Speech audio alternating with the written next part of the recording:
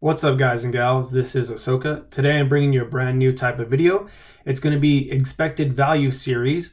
This is going to be the first one and hopefully a long line of video series covering boxes post Wizards of the Coast. So EX series to XY. The reason why I wanted to make this video was because I've seen a lot of videos talking about investing in Pokemon overall, and I see a lot of videos talking about modern booster boxes. So I kind of want to dig into some of those modern booster boxes and see right now if they're worth even opening up. And then based on that expected value, is it worth holding? Do you think people are going to invest in this box and make money based on a few chase cards that are in it? Obviously, there's things like the Charizard tax that people say gets applied to anything that is touching that set. So, Flashfire, for example. And I'll get into Flashfire in another video because I did open total-wise about 10 cases of it. And you'd be surprised how many PSA 10s I got out of all of those cases.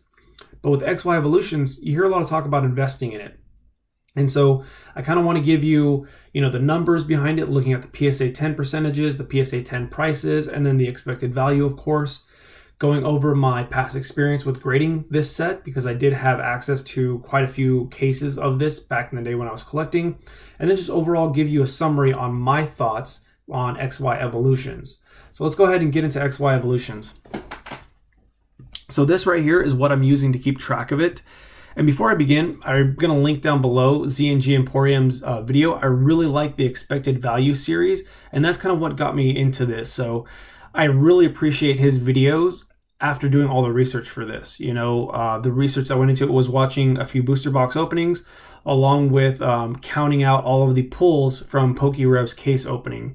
Plus, PSA reports, sold listings, creating the spreadsheets, setting up the video. I mean, it really makes me appreciate the video effort and just the videos that Z&G has put out. So hopefully you guys enjoy this video the same way I seem a lot of people like his other videos. So XY Evolutions came out in 2016, so it's not that old of a set. Up until a few months ago, I heard several people say that their distributors still had pallets available of this set. So there was a lot of this set available. There's nearly 28,000 cards graded from XY Evolutions. I just highlighted these two right here, the pre-release, regular pre-release and pre-release staff, just because that you all might want to see the pop report on it. It doesn't have any bearing on the set, but I do know if you can get your hands on these, they seem worth grading. People really like Charizard, and so a 9 or a 10 in the staff or the regular pre-release seems to hold a good amount of value. So from watching PokeRev's case opening, I saw that there was 9 full arts being pulled, 5 mega full arts, Mega EXs, the regular 9, regular EXs 10, breaks 11, 30 holos, and 4 total Charizard holos, 1 was reverse, and starter reverse holos, so 10. So I kind of include those just because you get a PSA 10 on a Pikachu, Charmander, Charmeleon. People like those cards. For me, I do the same thing with Larvitar. I get a reverse holo Larvitar and a PSA 10 from Unseen Forces or Dragon Frontiers. I'll pay 50 to 75 bucks for it just to add it to my collection. So there's other people that do the same thing. So you got to kind of realize that there's like a general Pokemon that, or a Pokemon that appeals generally to most collectors. Charizard, the base set, Blastoise, Venusaur, Mew, Rayquaza, kind of Tyranitar a little bit. Maybe that's just my bias. But there's always those general cards that seems to really connect with a lot of collectors. So that's why I included those. When you average out his pulls, you get 2.3 full arts per box, 2.3 regular EXs, that included both the megas and the regular, 1.8 breaks, 5 holos, 4.6 reverse holo rares, and the starters you can see right there. So in total, this set had 9 total full arts, including the megas, 12 EXs, 4 breaks, and 12 holos. So one thing I noticed when watching the video, and a few others, is that you're much more likely to get the regular full arts compared to the mega full arts. Maybe that was just the videos that I saw. Obviously, there's differences between case to case. It's not always perfect. But it seemed like you got maybe about 1 mega full art per case of each one. So that was kind of my take back from it. So let's go ahead and look at the spreadsheet here. This took me a while. I'm kind of happy with it. It's a lot though compared to the base sets or the regular holo sets, just because there's only 15 or so of the regular holos. Those were the premium cards back in the day. With this, we've got mega full arts. There are secret rares in this set. I don't really count them or worry too much about them. The breaks, the regular EXs, the mega EXs, plus the holo. So there's a lot of premium cards in here. So it took a while to kind of figure it out, but we can see here that, only one card's really gone up that much in value. It's the Charizard holo, going for about 1,000 in the regular holo and about 300 in the PSA 10 for the reverse holo. Next, below that, you kind of get Gyarados. Gyarados is up there for the PSA 10 for the holo. And you look over here at the percentage rate, it's 14.86. So it's higher than the other holos, but it's still much lower than the other cards. And considering you only get 5 holos per box, and there's 12 holos, that leaves a lot of room for, not getting a Charizard, Mew, or Gyarados. So next down below that, we have Mega Charizard and Mega Charizard EX Full Art. Those were the other big hits in the set, and those were the ones that were over $100. So those are some of the big hits from from the set. PSA 10 chance, these are some of the interesting numbers. If you look at the holos, very, very low chance of PSA 10. Anything in like an orange, for me, I usually designate very low population or percentage-wise. Purple is kind of like the next highest level. Yellow after that, then green I usually designate for expensive when I'm looking at my spreadsheets. So most of the holos are going for about $50 other than the big ones that I mentioned. The breaks are worth about $30 in a PSA 10, so not worth quite a lot, but they have a good PSA 10 chance. And then you look at the full arts here. On average, you got about somewhere between $50 to $100, obviously excluding Charizard full art, which had a 73.99% chance of a PSA 10. So very, very high for a PSA 10 chance for these cards. And you'll notice over here, let's see, we're at PSA 10. There's 2,400 PSA 10 Mega Charizard full art. So that's a huge amount compared to over here, 150 PSA 10 Charizard. So gives you an idea right there. There were a few low pops or no pops considering Chansey and Magneton. I know there's a few Chansey collectors. There's not very many out there. If there are, they probably are embarrassed to admit it, but they would probably pay maybe $100 to $200 per one of those PSA 10 holos. That's my perspective on it. I could be wrong. But this is the summary down here of the set. So if we look at total wise, PSA 10, this whole set would cost you about $4,000. PSA 10. PSA 9 would be about $950. For the holos, that's the big money maker there, is about $2,000. Overall, the holos had a 5.8% PSA 10 rate, which is extremely low. I mean, you talk about Neo Revelation and Neo Revelation, Neo Genesis. They have around a 20% PSA 10 rate. Some are very low. This is getting into Slowking and Typhlosion rate. So that's probably why some of these prices are pretty high, just because of how low they are. Full arts, here's where the numbers are interesting though. Full arts and EXs and breaks had about a 60% PSA 10 rate.